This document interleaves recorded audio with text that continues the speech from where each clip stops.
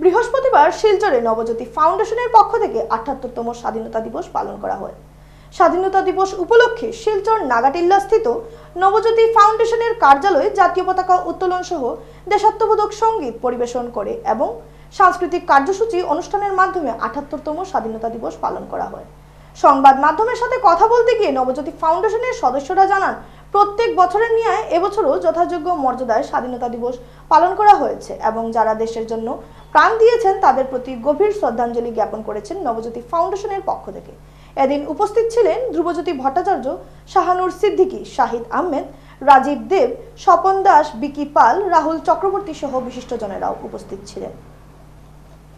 প্রত্যেক বৎসরের ন্যায় এবারও আমরা শিলচর নবজ্যোতি ফাউন্ডেশনের পক্ষ থেকে স্বাধীনতা দিবস উদযাপন করেছি। এই স্বাধীনতা দিবস উদযাপনে আমরা জাতীয় পতাকা উত্তোলন করেছি, বিভিন্ন সাংস্কৃতিক অনুষ্ঠান অনুষ্ঠিত হয়েছে, বিভিন্ন সঙ্গীতজ্ঞরা তাদের সঙ্গীত পরিবেশন করেছেন। এভাবেই আমরা স্বাধীনতা দিবস উদযাপন করেছি। তারপর স্বাধীনতা দিবসে যে সকল বীর শহীদরা আমাদের জন্য জীবন আহুতি দিয়েছেন, দীর্ঘ ২০০ বৎসরের ব্রিটিশ শাসনের অবসানের ঘটানোর জন্য ওরা যে বিদ্রোহ করেছেন, যার ফলবর্তী আজকে আমরা স্বাধীনতা অর্জন করতে পেরেছি, তাদের প্রতি আমরা যথাযথ শ্রদ্ধা প্রদান করেছি।